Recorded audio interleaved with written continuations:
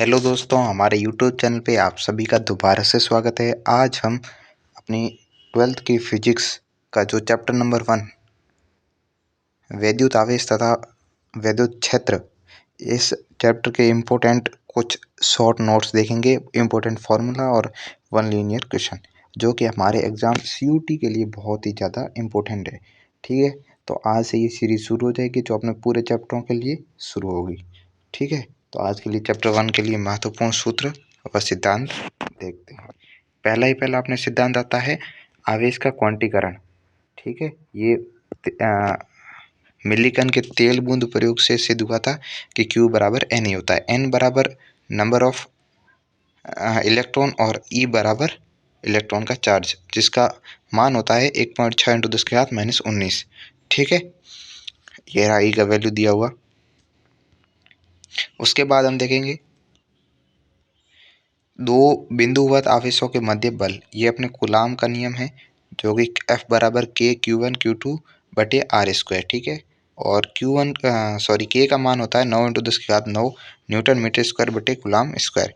ठीक है, इसके आप विमा ध्यान रखना, और इसका पीछे वाला जो कांस्टेंट के पीछे जो मात्रक है ना, वो भी ध्यान रखना।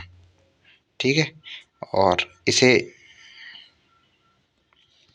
ऐसे भी लिख सकते हैं 1/4 पाई एप्सिलॉन नॉट, ये के इक्वल होता है। और इस एप्सिलॉन नॉट का मान होता है वायु या निर्वात की विद्युतशीलता, इसे कहते हैं। इसका मान होता है 8.85 × 10⁻12।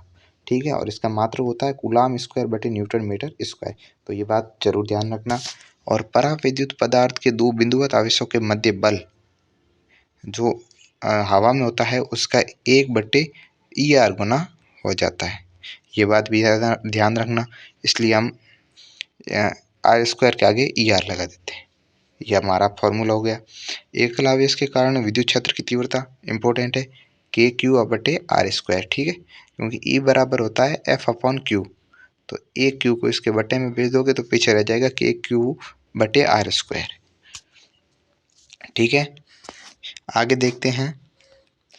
आगे हम देखते हैं जो हमारा विद्युत द्विध्रुव है।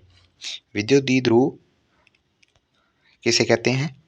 तो जैसे दो समान आवेश के विपरीत प्रकार के समान परिमाण के दो आवेश, जिसपे आवेश जो है वो विपरीत प्रकार का है, उन्हें बहुत ही अल्प दूरी पे रखते हैं, तो ये जो अवस्था है इसको विद्युत द्विध्रुव कहते हैं। ठीक है, तो इसके वैल्यू कितनी होती है कि एक चार्ज का मैग्नीट्यूड इंटू उनके बीच की लेंथ।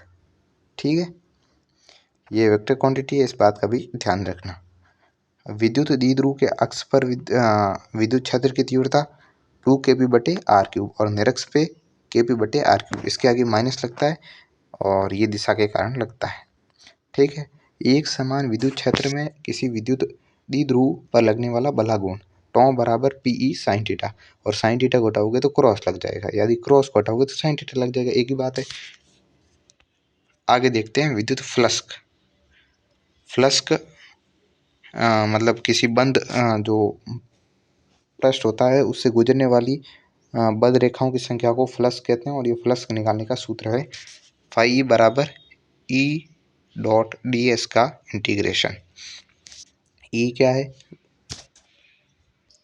तो अब आगे देखते हैं कि जो गाउस की थ्योरम थी उसके अनुसार क्या था फ्लक्स का फॉर्मूला। तो phi बराबर जो कि जितना गाउसियन पृष्ठ था उससे गुजरने वाला कुल आवेश बटे विद्युत या निर्वात या वायु की विद्युतशीलता और रैखिक आवेश घनत्व लैम्बडा बराबर Q/L।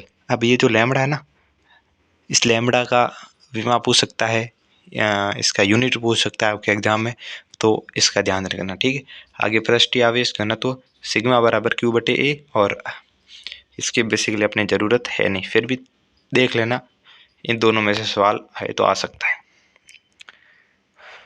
और अब देखते हैं अनंत लंबाई की रैखिक आवेशित सीधे तार के कारण विद्युत क्षेत्र की तीव्रता। ये जो अपने गाउस का एप्लीकेशन है, तो 2k लैम्बडा अपॉन R। और दूसरा एप्लीकेशन है कि समतल चादर पर विद्युत क्षेत्र की तीव्रता Q/2ε0। ठीक है, इस बात का आपको ध्यान रखना है। आगे देखते हैं,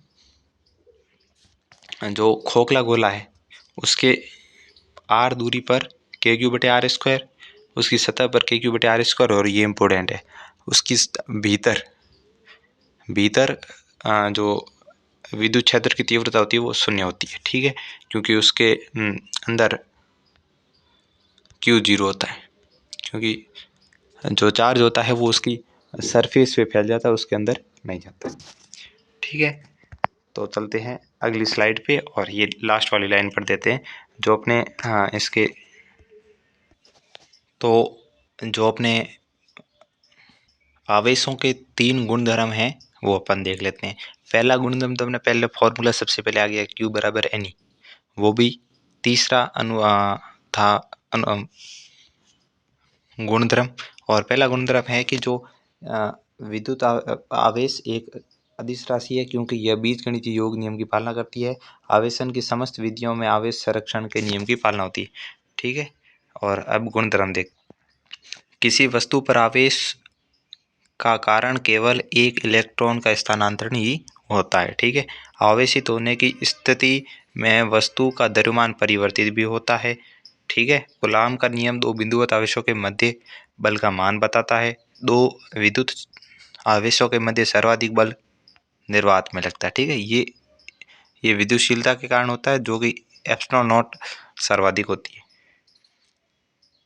दो विद्युत आवेशों के मध्य लगने वाला बल कम हो जाता है यदि उनके मध्य पराविद्युत पदार्थ आ जाता है, जिसके कारण पराविद्युत पदार्थ आता है जिसका उतना उसकी विद्युतशीलता होती है उसका भाग लग जाता है, इस कारण वो कम हो जाती है।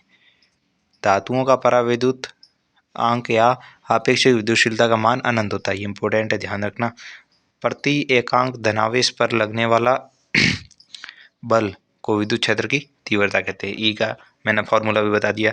विद्युत क्षेत्र की तीव्रता दिशा विद्युत क्षेत्र की तीव्रता की दिशा में धनावेश पर लगने वाला बल उसकी दिशा में होता है। विद्युत क्षेत्र पर दो परिणाम आवेश होते हैं जिनकी दिशा द्विध्रुव में दो आवेश होते हैं जिनका परिमाण तो समान होता है, दिशा विपरीत होती है। विद्युत द्विध्रुव का कुल आवेश शून्य होता है। ठीक है, क्योंकि एक पॉजिटिव एक नेगेटिव। और विद्युत द्विध्रुव आघूर्ण किसी एक आवेश का परिमाण तथा उनके मध्य की दूरी के गुणनफल के तुल्य होता है, ये बात भी ध्यान रखना। विद्युत द्विध्रुव के अक्ष पर विद्युत क्षेत्र की तीव्रता विद्युत द्विध्रुव के आघूर्ण की दिशा की ओर होती है। ठीक है, ये ज़्यादा इंपॉर्टेंट नहीं है। और विद्युत बल रेखाएं कभी भी एक दूसरे को प्रतिच्छेद नहीं करती है, क्योंकि ये प्रतिच्छेद करेगी तो एक बिंदु पर विद्युत क्षेत्र की दो दिशाएं हो जाएगी, जो कि संभव नहीं है। बंद वक्र का निर्माण नहीं करती है। ठीक है, ये इंपॉर्टेंट है, क्योंकि जो आगे हम चैप्टर नंबर 5 में पढ़ेंगे चुंबकीय बल रेखाएं, जो कि बंद वक्र का निर्माण करती है। विद्युत क्षेत्र रेखाएं हमेशा चालक के सतह के लंबवत होती है। किसी सतह से गुजरने वाले विद्युत क्षेत्र रेखाओं की संख्या को फ्लक्स कहते हैं। ठीक है, और फ्लक्स अदिश राशि होती है और फ्लक्स का मात्रक वोल्ट मीटर होता है। ठीक है, और गाउस का नियम केवल बंद सतह के लिए लागू होता है, इसे गाउसियन सतह कहते हैं, पृष्ठ कहते हैं। और बंद सतह से पारित फ्लक्स सतह के आकार व आकृति पर निर्भर नहीं करता। इंपॉर्टेंट है, क्योंकि गाउसियन पृष्ठ हम किसी भी प्रकार का ले सकते हैं, इससे हम हमारे जो वैल्यू आएगी फ्लक्स की उस पर कोई इम्पैक्ट नहीं पड़ेगा। ठीक है, thanks for watching this video. Next video में हम इसके कुछ MCQ ले आएंगे 20 से 25 और फिर नेक्स्ट चैप्टर शुरू करेंगे। ठीक है, केमिस्ट्री और मैथ्स की क्लास भी आ जाएगी। Thanks for watching this video. Next video में मिलते हैं, और इस वीडियो को लाइक करो, कमेंट करो और दोस्तों के साथ शेयर करो।